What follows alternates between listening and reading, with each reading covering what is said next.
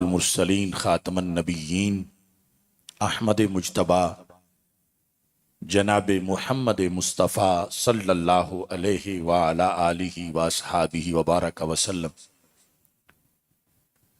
کے دربار گوہر بار میں ہدیہ درود و سلام عرض کرنے کے بعد السلام علیکم ورحمۃ اللہ وبرکاتہ۔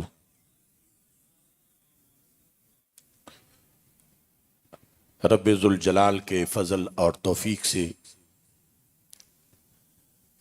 عشرۂ ذوالحج کے نہایت ہی بابرکت ایام میں مرکزی جامعہ جلالیہ رضویہ مظہر الاسلام داروغہ والا لاہور میں ہم سب کو آرزوئے مدینہ کانفرنس میں شرکت کی سعادت حاصل ہو رہی ہے۔ میری دعا ہے رب ذوالجلال ہم سب کو بار بار حرمین شریفین کی زیارت اور حاضری کے توفیق عطا فرمائے۔ رب ذوالجلال نے مدینہ منورہ کو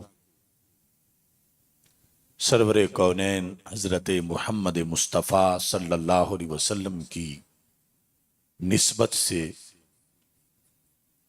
وہ محبوبیت کا مقام عطا کیا ہے کہ دنیا بھر کے شہروں میں سے جس شہر کی یاد میں سب سے بڑھ کے آنکھیں روتی ہیں وہ مدینہ منورہ ہے۔ اس امت کے اندر شہروں میں سے جس شہر کی فضیلت پر سب سے زیادہ لکھا گیا اور امت کے شعراء نے اور مختلف سفر نامے لکھنے والوں نے جس شہر کے لحاظ سے سب سے زیادہ لکھا وہ مدینہ منورہ ہے۔ اور مدینہ منورہ کی محبت ہمارے آقا و مولا حضرت محمد مصطفیٰ صلی اللہ علیہ وسلم نے اللہ سے مانگی اپنے لیے اور اپنی امت کے لیے، اور وہ دعا قبول ہوئی، جس کے نتیجہ میں آج بھی امت کے دل اس شہر کی محبت میں دھڑکتے ہیں، اور آج بھی اس کا عشق سینوں کے اندر موجود ہے۔ قرآن مجید برہان رشید میں اور احادیث رسول صلی اللہ علیہ وسلم مجموعی طور پر مدینہ منورہ کے تقریباً 115 اسماء گرامی ہیں، 115 نام ہیں، اور ہر نام ہی مدینہ منورہ کے فضائل اور مناقب پر دلالت کرتا ہے۔ اسی بنیاد پر پھر امت مسلمہ کے دل اس کی طرف متوجہ رہتے ہیں۔ سب سے بڑی وجہ سرور کونین صلی اللہ علیہ وسلم کی وہاں پہ جلوہ گری ہے۔ عربی کتب میں مجنوں کا کہ یہ اشعار موجود ہیں: امر علی الدیار دیار لیلا اقبل ذا الجدار وذا الجدارا وما حب الدیار شغفن قلبی ولیکن حب من سکن الدیارا، کہ مجنوں نے کہا کہ جب میں لیلا کے شہر سے گزرتا ہوں تو کبھی اس دیوار کو چومتا ہوں، کبھی اس دیوار کو چومتا ہوں۔ امر علی الدیار دیار لیلا اقبل ذا الجدار جداری وذا الجدارا، تو مجھے اس حالت میں جب وہاں کے لوگ دیکھتے ہیں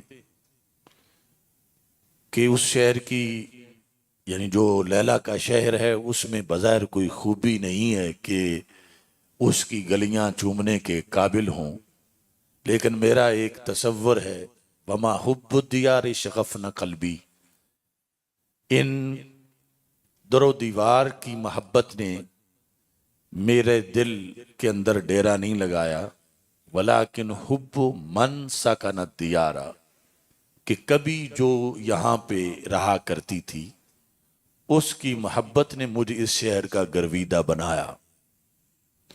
تو بلا تشبیہ و تمثیل سرور کونین حضرت محمد مصطفیٰ صلی اللہ علیہ وسلم کی مدینہ منورہ کے اندر جو ابدی جلوہ گری ہے، اس جلوہ گری کی وجہ سے امت مسلمہ کے دلوں میں اس شہر کا بہت بڑا مقام ہے، اور اس شہر کی خاطر اس کی زیارت کے لیے اس کی یاد میں لوگ تڑپتے ہیں اور اس سے گناہ جھڑتے ہیں۔ قرآن مجید برہان رشید میں رب ذوالجلال نے مدینہ منورہ کے بارے میں فرمایا والذین تبوؤا الدار والایمان من قبلہم، وہ لوگ جنہوں نے دار میں اپنی رہائش اختیار کی، تبوؤا الدار، دوسرا والایمان، جن لوگوں نے ایمان میں اپنا گھر بنایا۔ تو یہاں پر دار بھی مدینہ منورہ کے ناموں میں سے ایک نام ہے، اور ایمان بھی مدینہ منورہ کے ناموں میں سے ایک نام ہے، یعنی مدینہ منورہ کا نام ہی ایمان ہے قرآن مجید میں۔ اور وہاں جو مہاجرین سے پہلے مسلمان انصار موجود تھے، تو اللہ تعالیٰ نے فرمایا کہ یہ وہ لوگ ہیں جو پہلے سے ہی ایمان میں اپنا گھر بنائے ہوئے ہیں، چونکہ مکہ مکرمہ میں آ کر وہ اسلام قبول کر چکے تھے بہت سے لوگ۔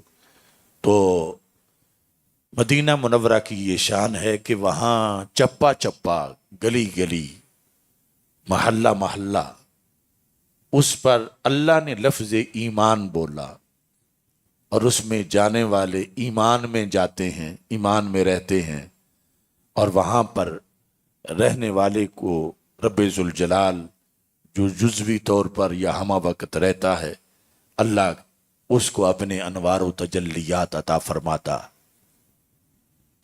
ہمارے آقا صلی اللہ علیہ وسلم جب مکہ مکرمہ سے ہجرت کرنے لگے تو رات کو اندھیرے میں مکہ مکرمہ سے جب باہر نکلے تو پلٹ پلٹ کے مکہ مکرمہ کو دیکھا، اور یہ لفظ بولے ما احبا کے من بلدتن، ما اطیبا کے من بلدتن و احبا الیہ، اے مکہ تو کتنا پاکیزہ شہر ہے اور کتنا میرا پسندیدہ شہر ہے، یعنی میرا محبوب ترین شہر ہے تو، لولا ان قومی اخرجونی من کے ما سکنت غیرہ کے۔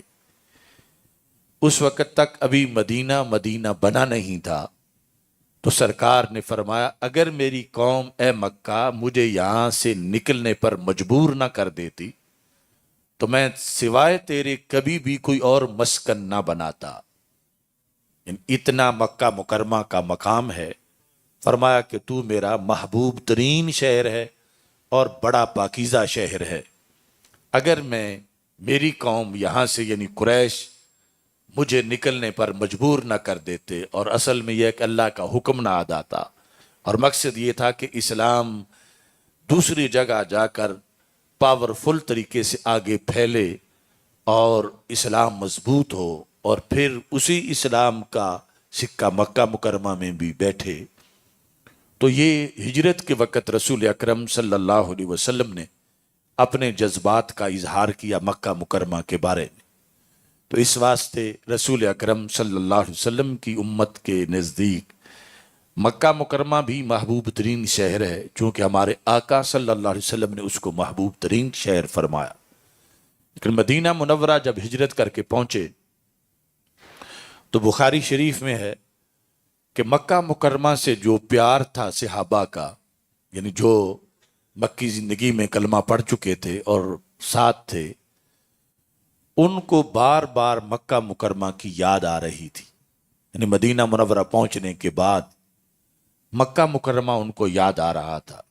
مکہ مکرمہ ویسے بھی انبیاء کرام علیہ السلام کا مسکن رہا، یعنی جس نبی کی قوم بگڑ جاتی تھی، کہنا نہیں مانتی تھی یا قوم ہلاک ہو جاتی تھی، وہ وہاں سے مکہ مکرمہ اپنے دور میں منتقل ہو جاتے تھے۔ اور پھر آخری وقت تک مکہ مکرمہ میں ہی رہتے تھے اور مکہ مکرمہ میں ہی ان کا وصال ہوتا تھا۔ تو اس طرح بہت سے انبیاء کرام اپنے اپنے زمانے میں آخری ایام میں وہ مکہ مکرمہ میں ہی رہے۔ پھر وہاں کعبہ ہے، مناسک، مشاعر ہیں اور مختلف یادیں ہیں۔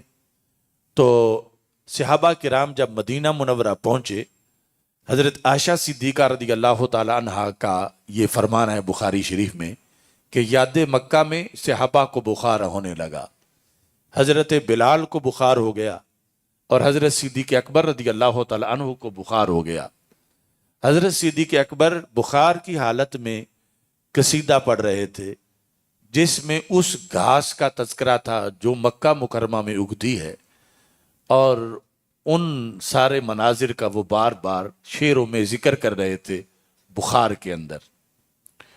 تو حضرت عائشہ صدیقہ رضی اللہ تعالی عنہا نے رسول اللہ صلی اللہ علیہ وسلم سے درخواست کی کہ یقیناً مکہ مکرمہ کا بڑا مقام ہے اور صحابہ کی یادیں وہاں سے بڑی وابستہ ہیں، لیکن اگر یہاں یہ بیٹھ کے اس کی وجہ سے بخار ان کو چڑھتا رہا یاد مکہ میں، تو پھر یہاں جس مقصد کے لیے آئے ہیں وہ کیسے پورا ہوگا؟ اور اسلام کی سربلندی کے لیے یہاں کام کرنے کی بجائے یہاں ان کا دل ہی نہ لگے اور جہاں سے آئے ہیں وہاں کے پیار میں بخار ہو تو آگے قافلہ کیسے بڑھے گا؟ تو انہوں نے درخواست کی مسلمانوں کی ماں نے کہ یا رسول اللہ صلی اللہ علیہ وسلم، مکہ کی محبت تو ہے ہی، آپ اپنے غلاموں کے لیے مدینہ منورہ کی محبت کی دعا فرما دیں تاکہ یہ مکہ مکرمہ جو چھوڑ کے آئے ہیں اور اب ان کا دل نہیں لگ رہا اور حکم یہ ہے کہ یہاں ہی رہنا ہے۔ تو اس پس منظر میں حضرت عائشہ صدیقہ رضی اللہ تعالی عنہا کی درخواست پر ہمارے آقا صلی اللہ علیہ وسلم نے ایک دعا مانگی، اور اس دعا کا اثر آج بھی ہمارے سینوں میں موجود ہے۔ بظاہر تو اس وقت صحابہ کا دل لگانے کے لیے، اور جو پھر دل ان کا اتنا لگا کہ بعد میں جا کر اگر کسی کو مکہ مکرمہ میں موت آئی، وقت آیا، تو انہوں نے کہا یا اللہ ہم نے نہیں مرنا ادھر، ہمیں مدینہ منورہ میں جا کے موت دے۔ تو مدینہ منورہ کے لیے ہمارے آقا صلی اللہ علیہ وسلم نے یہ دعا کی، اللہم حبب الینا المدینہ، اے اللہ مدینہ منورہ کو ہمارا محبوب بنا، beloved city، حبب الینا المدینہ، ہمارے دلوں میں اپنے سمیت ساری امت، اور الینا میں صرف صحابہ ہی نہیں تھے، ہم بھی اس میں ضمن شامل تھے قیامت تک کے لیے، کہ جتنے بھی میرے غلام ہیں مجھے اور میرے غلاموں کو مدینہ منورہ کی محبت عطا فرما۔ کتنی محبت؟ تو اس میں دو آپشن رکھے، فرما کہ حبنا مکہ تا او اشدہ، کم از کم اتنی محبت جتنی مکہ کی ہمارے دلوں میں ہے، یا پھر او اشدہ اس سے کہیں زبردست محبت جو مکہ مکرمہ کی ہے اس کے مقابلے میں کہیں زیادہ محبت ہمارے دلوں میں مدینہ منورہ کی عطا فرما۔ یعنی مکہ مکرمہ کے برابر ہو، کم نہ ہو، زیادہ ہو لیکن کم نہ ہو، اتنی محبت دے جتنی مکہ مکرمہ کی ہے، یا پھر اس سے بھی کئی گنا زیادہ محبت عطا فرما۔ یہ صدیوں پہلے سیدہ عائشہ صدیقہ رضی اللہ تعالی عنہا کی درخواست پر جو ہمارے آقا صلی اللہ علیہ وسلم نے دعا مانگی، جس کا ذکر صحیح بخاری شریف میں موجود ہے، اس دعا کا یہ اثر ہے کہ آج بھی امت کے دلوں کے اندر یہ محبت ٹھاٹھیں مار رہی ہے، اور پھر یقیناً مکہ مکرمہ سے بھی محبت ہے، لیکن اکثر جو امت ہے اس کے دلوں کے لیے او اشدہ کے جو الفاظ ہیں کہ سرکار نے زیادہ محبت مانگی، وہ دعا قبول ہو چکی ہے، اور مکہ مکرمہ سے محبت کرتے ہوئے پھر بھی زیادہ محبت جو ہے وہ مدینہ منورہ کے لحاظ سے آج بھی امت کے دلوں میں جلوہ گر ہے، اور یہ اس دعا کا اثر ہے جو اللہ کے رسول علیہ السلام نے مانگی تھی. یہ محبت مانگ کے لی تھی مدینہ منورہ کی، اور اس کے لیے دعائیں کثرت سے کی تھی. دوسری حدیث میں دعا کرتے کرتے فرمایا کہ اے اللہ، ابراہیم علیہ السلام نے، وہ تیرے نبی بھی ہیں، تیرے خلیل بھی ہیں، انہوں نے مکہ مکرمہ کے لیے دعائیں مانگی، اور مکہ مکرمہ کو تو نے بے شمار برکتیں عطا فرمائی.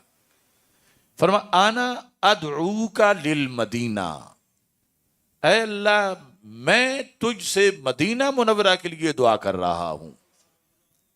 بمثل ما دعاک لمکہ تھا، جتنی حضرت ابراہیم علیہ السلام نے مکہ مکرمہ کے لیے کی تھی، وَمِثْلَهُ مَعَهُ، اتنی کر کے پھر مزید ایک بار ڈبل میں مدینہ منورہ کے لیے مانگ رہا ہوں کہ اس میں زیادہ برکت دے، اس کے اندر زیادہ آنے والوں کو یا رہنے والوں کو نعمتیں عطا فرما، زیادہ رحمتیں دے. تو فرما انی حرمت المدینہ حراما، اے اللہ میں نے مدینہ منورہ کو حرم بنا دیا.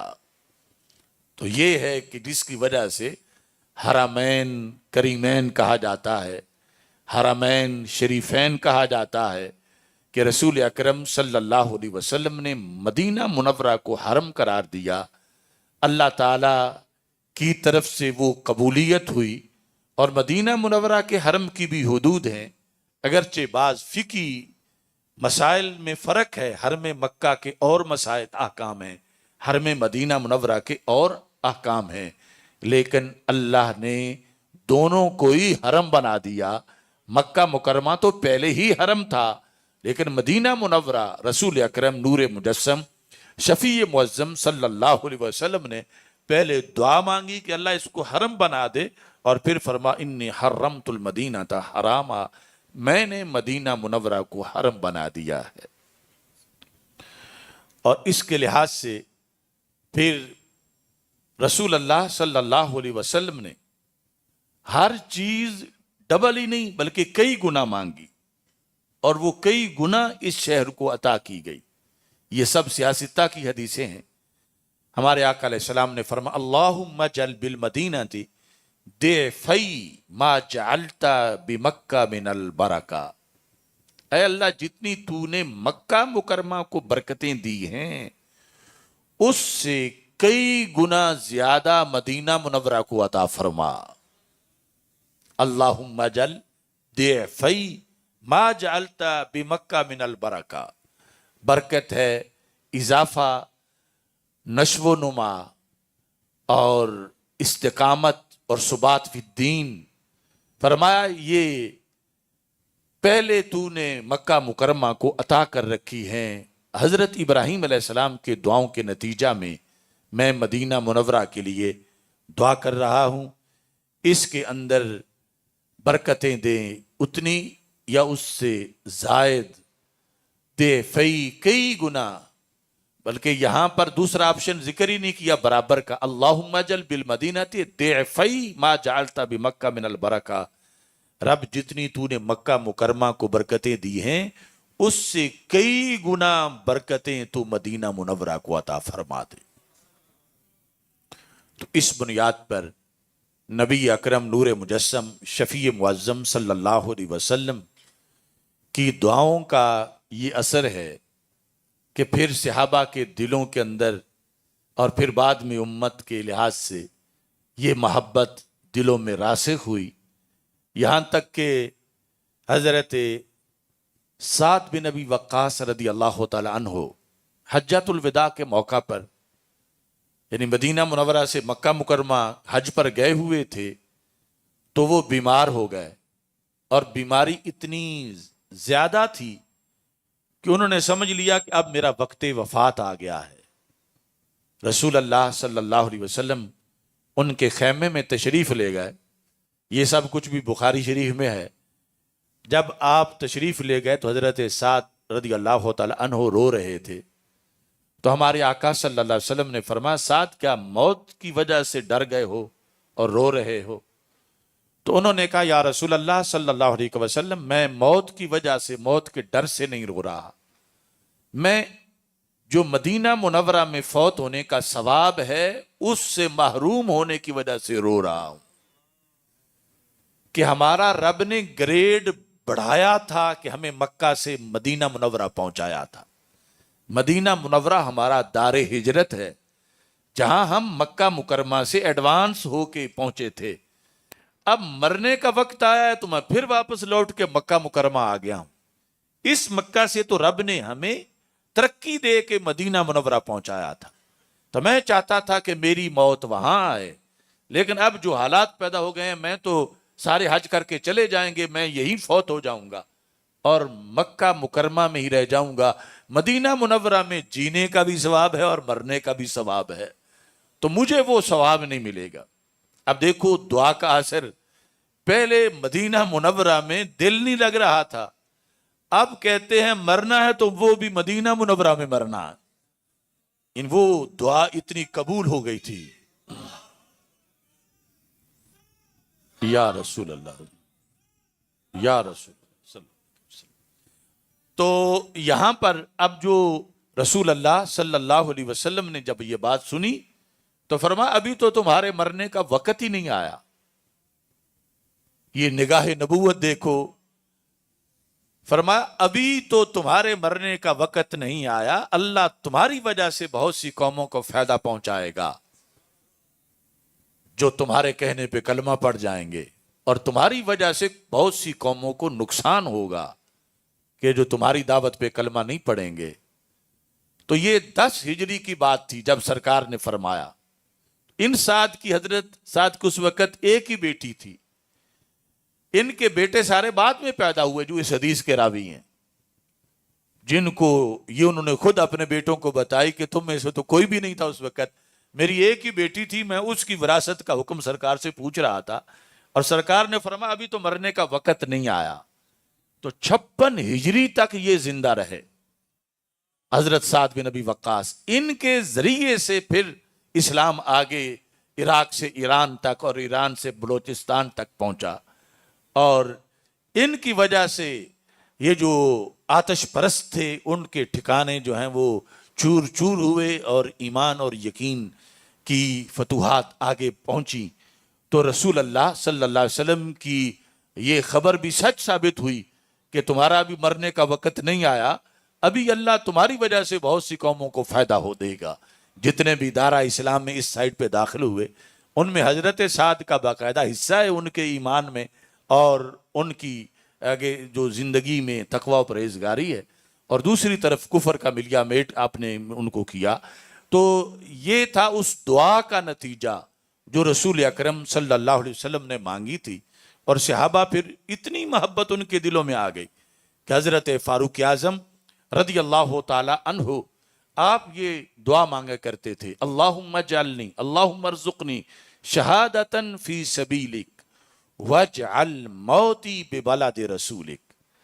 اے اللہ مجھے اپنے رستے میں شہادت دے مگر میری موت مدینہ منورہ کے اندر ہو، شہادت بھی ملے اور مدینہ منورہ میں ملے. وجعل موتی ببلد رسولک. تو اس حد تک یعنی یہ محبت سرایت کر گئی کہ جینا بھی مدینہ منورہ میں ہو اور شہادت بھی مدینہ منورہ میں. حضرت سیدنا عثمان غنی رضی اللہ تعالی عنہ جو حج کے موقع پر ہی محصور تھے مدینہ منورہ میں، اور پھر ذوالحج میں ہی آپ کی شہادت ہوئی، تو آپ سے یہ تجویز پیش کی گئی آخری وقت میں کہ 3 رستے ہیں،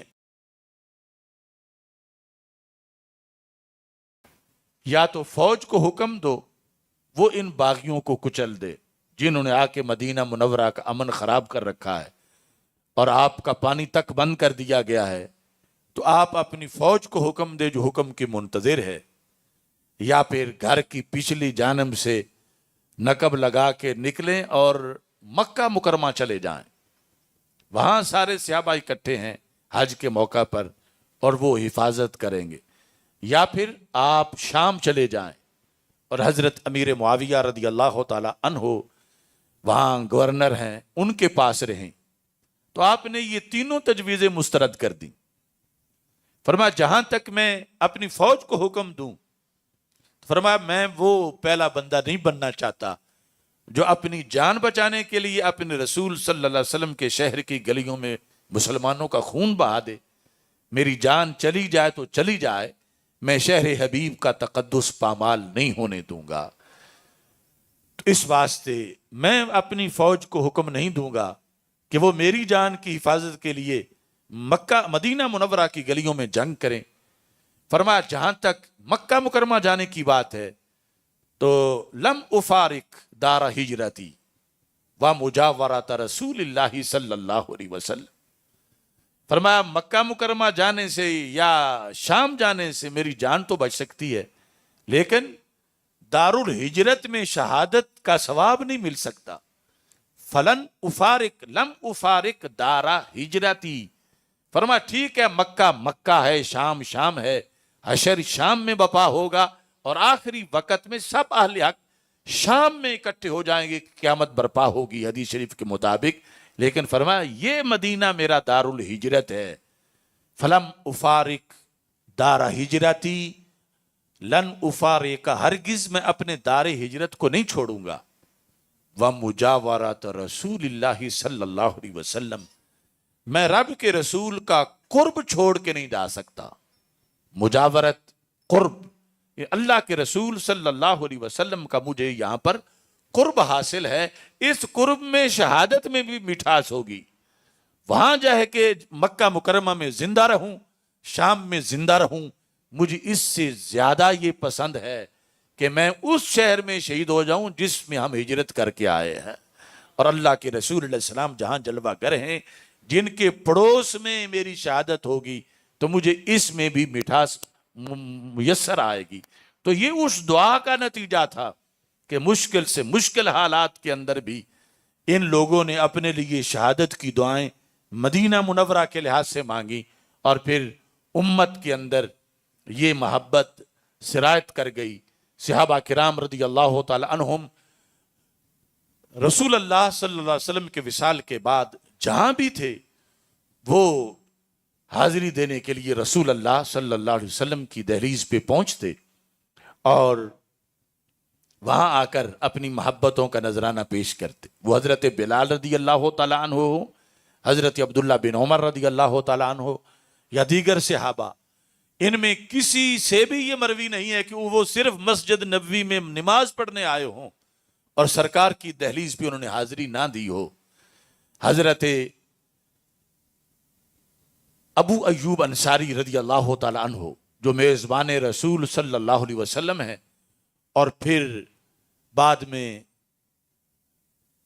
ترکی میں چلے گئے اور وہیں ان کا وصال ہوا. قسطنطینیہ میں مروان کا زمانہ تھا. اس نے دیکھا کہ کوئی شخص رسول اللہ صلی اللہ علیہ وسلم کے روضہ پاک پر حاضری دے رہا ہے. اور حاضری کیسے دے رہا ہے؟ وادعن وجہہ اور جبہتہ علی قبر رسول اللہ صلی اللہ علیہ وسلم. اس نے اپنا چہرہ اور اپنا ماتھا اللہ کے رسول علیہ السلام کی قبر منور کے اوپر رکھا ہوا تھا. اور اس وقت 4 دیواریں باہر نہیں تھیں، صرف ایک حجرہ ہی تھا، حجرہ عائشہ صدیقہ رضی اللہ تعالیٰ عنہا، اور اس کا دروازہ کھلا تھا اور باہر والے کو نظر آ رہا تھا کہ اندر کوئی بندہ ہے. تو مروان نے کہا اتدری ما تفعلو او ما تصنعو، تم جانتے ہو کہ تم کیا کر رہے ہو؟ اسے پتہ نہیں تھا کہ اندر کون ہے. تو آپ نے اندر سے جو حاضری دے رہے تھے انہوں نے کہا نعم، میں جانتا ہوں میں کیا کر رہا ہوں. اس کے نزدیک یہ غلطی تھی. آگے ہو کے اس نے دیکھا تو یہ حاضری دینے والا کون شخص تھا جو اپنی پیشانی اور اپنا چہرہ روضہ رسول قبر رسول صلی اللہ علیہ وسلم پہ رکھے ہوئے تھا. تو یہ مسند امام احمد بن حنبل اور دیگر کتابوں میں مستدرک للحاکم وغیرہ میں موجود ہے. جب مروان نے دیکھا فَإِذَا هُوَ ابو ایوب الانصاری رضی اللہ تعالیٰ عنہ، کو حاضری دینے والا کوئی ملنگ بدھو یا بدعتی نہیں تھا، وہ حضرت ابو ایوب انصاری رضی اللہ تعالیٰ عنہ تھے اور اللہ کے رسول علیہ السلام کے مرقد پہ حاضری دے رہے تھے. تو جب آگے ہو کے دیکھا تو انہوں نے پھر اب اس کو جھڑکا مروان کو، اور یہ لفظ بولے کہ جئت رسول اللہ صلی اللہ علیہ وسلم ولم آت الحجر، کہ میں کسی پتھر کے پاس نہیں آیا، میں اللہ کے رسول علیہ السلام کے پاس آیا ہوں۔ وہی عقیدہ جو آج بھی اہل حق کا ہے۔ کچھ تو کہتے ہیں کہ وہاں ہے ہی کچھ نہیں، معاذ اللہ مار کے مٹی میں مل گئے ہیں، لیکن صحابی رسول میزبان رسول حضرت ابو ایوب انصاری رضی اللہ تعالیٰ عنہ نے مروان کو کہا، جو اس وقت گورنر مدینہ تھا بنی امیہ کی طرف سے، فرمایا جئت رسول اللہ صلی اللہ علیہ وسلم، میں اللہ کے رسول علیہ السلام کو ملنے آیا ہوں، میں ان کے پاس آیا ہوں، اور میں کسی پتھر کے پاس نہیں آیا۔ تو یہ یعنی صحابہ کرام رضی اللہ تعالی عنہم کی محبت کا انداز ہے، جو ان سے پھر آگے تابعین، تبع تابعین اور پوری امت کی طرف پہنچا۔ حضرت صلاح الدین ایوبی رحمۃ اللہ علیہ نے ان کے پاس مدینہ منورہ کے گورنر کا ایک تحفہ آیا، اور وہ تحفہ کیا تھا؟ کھجور کے پتوں کا پنکھا تھا، اور اس پہ لکھا ہوا تھا کہ اے صلاح الدین ایوبی، مدینہ کے گورنر نے لکھ کے بھیجا کہ میں تجھے ایک ایسا تحفہ بھیج رہا ہوں جو آج تک تجھے تو کیا تیرے باپ کو بھی کسی نے نہیں دیا ہوگا۔ تو جب اس نے دیکھا تو وہ تو کھجور کے پتوں کا پنکھا تھا، تو اسے غصہ آیا کہ یہ کون سا سونے کا پنکھا بھیجا ہے اس نے، کہ کہتا ہے کہ تجھے تو کیا تمہارے باپ کو بھی نہیں ملا ہوگا۔ تو جو قاصد تھا اس نے کہا کہ کچھ بولنے سے پہلے اس پنکھے پہ جو لکھا ہے وہ پڑھ لو۔ تو اس پر 3 شعر لکھے ہوئے تھے عربی کے اندر، وہ جب پڑھے حضرت صلاح الدین ایوبی رحمۃ اللہ علیہ نے تو چوم کے پنکھے کو سر پہ رکھا اور کہا واقعی یہ وہ تحفہ ہے جو آج تک مجھے یا میرے باپ کو کسی نے نہیں دیا تھا۔ اس پہ لکھا تھا انا من نخلۃ تجاور قبرا ساد من فیہ سائر الرسل ترا شبلتنی سعادت القبر حتی سرت علی راحت ابن ابی ایوب اقرا۔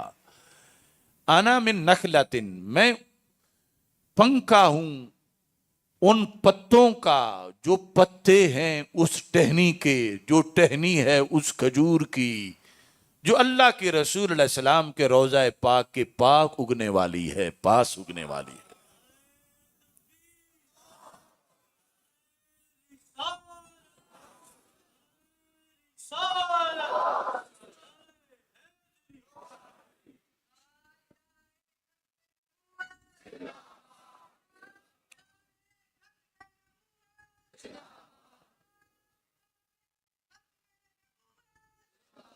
انا من نخلۃ، میں اس کھجور سے ہوں، تجاورو، جو مجاورہ ہے، جو پڑوس میں رہتی ہے، قبرہ، ایسی قبر کے پاس اگنے والی ہے، سادہ من فیہ، کہ اس قبر میں جو ہستی ہے وہ سردار ہے۔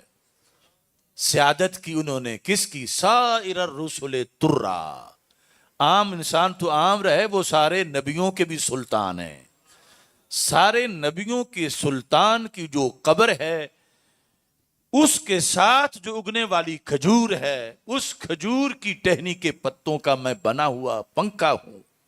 شبلتنی سعادت القبر، مجھے عام مٹی نے اپنی نمی سے پروان نہیں چڑھایا، مجھے اس مٹی نے پروان چڑھایا ہے جو اس قبر شریف کے ساتھ ہے، کہ جس قبر کی مٹی عرش سے بھی افضل ہے، جو پیکرے رسول کو چومنے والی ہے۔ تو مجھے یہ فیض ملا ہے، اور پھر اے صلاح الدین ایوبی، مجھے تیری راحت کے لیے مقرر کر دیا گیا ہے کہ تو نے جو فتوحات کی ہیں تیرے لیے میری رحمت کے ہواؤں کا اہتمام ہو۔ تو یہ دیکھ کر اب ان لوگوں کا کتنا عقیدہ خوبصورت تھا۔ صلاح الدین ایوبی نے یہ نہیں کہا کہ یہ بدعتی شعر لکھے ہیں اور یہ بدعت ہے، کیا پڑا ہے اس میں، بلکہ وہ صحیح العقیدہ جرنیل تھے۔ انہوں نے چوما پنکھے کو اور سر پہ رکھا اور کہا واقعی یہ وہ تحفہ ہے جو آج تک مجھے کسی نے بھی عطا نہیں کیا تھا۔ شاعر مشرق ڈاکٹر محمد اقبال نے جب بلاد اسلامیہ پر اشعار لکھے بانگ درا کے اندر، تو سب سے زیادہ اشعار مدینہ منورہ کی شان میں لکھے۔ وہ زمیں ہے تو مگر اے خواب گاہ مصطفیٰ، دید ہے کعبے کو تیری حج اکبر سے سوا۔ وہ زمیں ہے تو مگر اے خواب گاہ مصطفیٰ، رسول اللہ صلی اللہ علیہ وسلم کے آرام کرنے کی جگہ، سرکار کی خوابگاہ، سرکار کے سونے کی جگہ، اے مدینہ منورہ تو کون ہے؟ وہ زمین ہے تو مگر اے خوابگاہ مصطفیٰ، دید ہے کعبے کو تیری حج اکبر سے سوا۔ کہ لوگوں کا حج اکبر تو کعبہ میں ہوتا ہے، لیکن کعبے کا حج اکبر اے مدینہ تیری دید میں ہوتا ہے۔ یعنی یہ اس بر صغیر کا ایک شاعر جو ہے اس کا بھی مزاج ہے۔ وہ زمیں ہے تو مگر اے خوابگاہ مصطفیٰ، دید ہے کعبے کو تیری حج اکبر سے سوا۔ تجھ میں اما اس شہنشاہ معظم، تجھ میں راحت اس شہنشاہ معظم کو ملی، جس کے دامن میں اما اقوام عالم کو ملی۔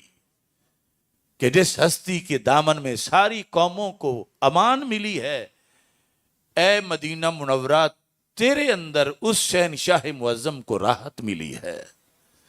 اور خاتم ہستی میں تابندہ مانند نگیں، اپنی عظمت کی ولادت گاہ ہے تیری زمین۔ اقبال نے کہا کہ اگر ساری کائنات کو ایک انگوٹھی قرار دیا جائے تو اس انگوٹھی کا جو نگینہ ہے وہ مدینہ ہے۔ خاتم ہستی، کائنات کی انگوٹھی، ایک اس کا رنگ ہے وہ ساری کائنات میں، خاتم ہستی میں تاباں کہ انگوٹھی جو کائنات کی ہے اس کے اندر چمکنے والا مانند نگیں، نگیں کی طرح، وہ کون ہے؟ مدینہ منورہ ہے۔ اپنی عظمت کی ولادت گاہ تیری زمین۔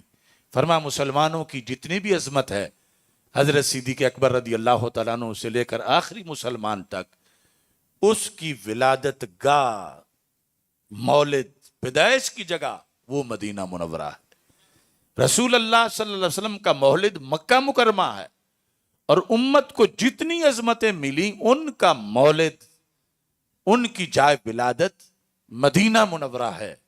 کہ وہاں سے اٹھنے والی کرنوں نے ذروں کو آفتاب بنایا اور کانٹوں کو گلاب بنایا اور عظمتیں بخشی، اور اسی عظمت کا ایک حصہ پاکستان ہے جو مدینہ منورہ کا نظریہ ہے۔ اس نظریے کو پیش نظر رکھ کے بر صغیر کے مسلمانوں نے جد و جہد کی۔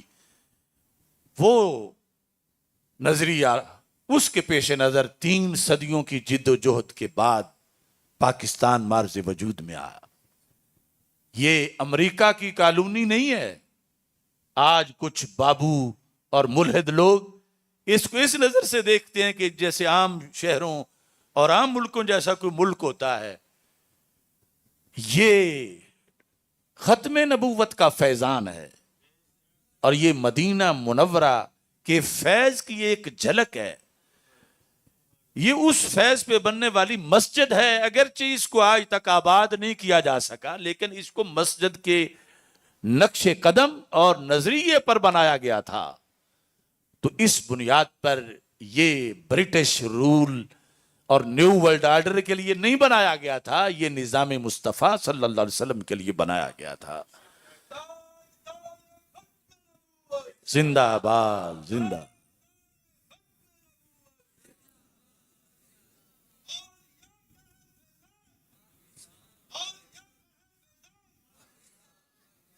تو مدینہ منورہ کی تجلیات کا یہ مسکن، یہ ہم پہ قرض ہے کہ ہم اس مسجد کو آباد کریں، اس میں نظام مصطفیٰ صلی اللہ علیہ وسلم کی جماعت کرائیں۔ یہ سرکار کا جو دیا ہوا مشن ہے اس کے مطابق اس میں فیصلے ہوں، اور اس میں قرآن و سنت کا راج ہو۔